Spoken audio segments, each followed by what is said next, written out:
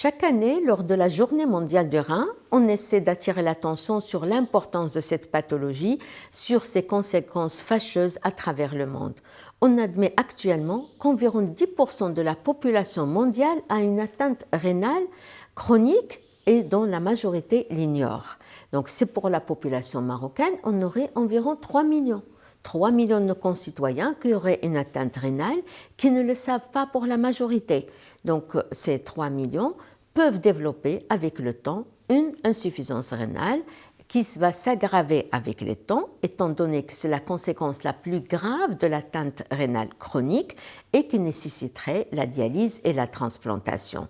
Aussi, on peut annoncer un chiffre, par exemple dans le monde, environ 2 millions de personnes sont traitées par une méthode de suppléance, à savoir la dialyse ou la transplantation rénale. Mais il faudrait savoir que 90% se trouvent dans des pays riches, les pays occidentaux, et que la majorité des patients qui arrivent au stade terminal de l'insuffisance rénale meurent du fait de la non-disponibilité de ces traitements, notamment de la dialyse et de la transplantation rénale. Pour le Maroc, on aurait environ 32 000 personnes qui se font soigner, traitées par dialyse chronique, dans environ 300 et quelques centres répartis à travers le royaume, ce qui représente environ 1000 patients dialysés par 1 million de Marocains, ce qui est énorme. Donc, et que chaque année, environ 3500 personnes arriveraient au stade terminal et nécessiteraient d'être prises en charge, soit en dialyse, surtout parce que la greffe reste à un stade vraiment non frontal, vraiment un stade dont on ne voudrait pas en parler lors de la journée mondiale du rein parce qu'il n'honore pas le Maroc, puisque nous avons 600 personnes au total qui ont eu une greffe de rein, dont 60 à partir de donneurs en état de mort cérébrale et les autres à partir d'un donneur vivant.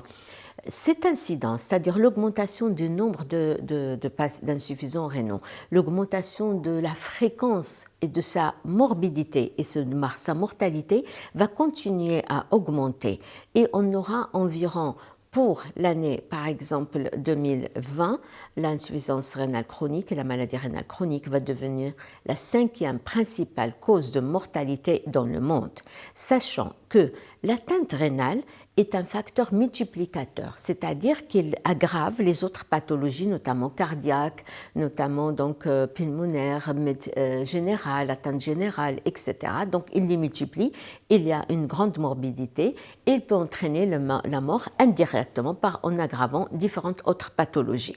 Par ailleurs, le rein est aussi victime, il peut être victime de nombreuses pathologies, particulièrement celles qui entraînent une atteinte rénale très fréquemment, comme le diabète et l'hypertension qui sont en constante augmentation dans le monde,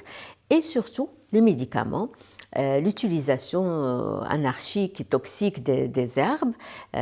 donc de la médecine traditionnelle. Tous ces éléments, ces facteurs,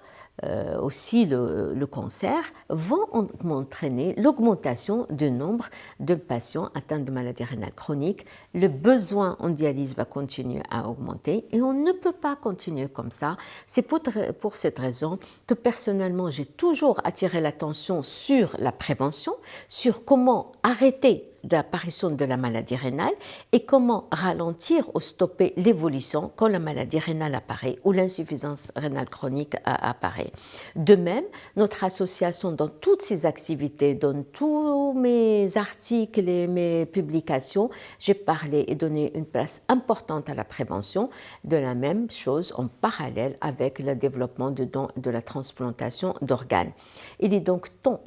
important, nécessaire, si on ne veut pas crouler sous le fléau et le poids très très lourd de la prise en charge de la maladie rénale chronique, de travailler sur la prévention. Le thème de cette année, c'est de la Journée mondiale du rein, c'est la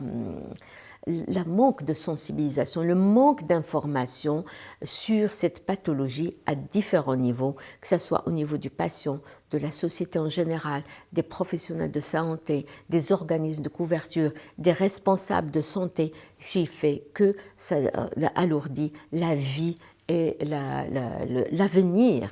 de l'ensemble, aussi bien les personnes atteintes, leur entourage, leur famille, leur travail, que la communauté où ils vivent. Donc nous allons devoir travailler ensemble pour faire un arrêt sur cette action, à savoir l'information, la prévention et donc stopper la maladie rénale par tous les moyens dont on dispose.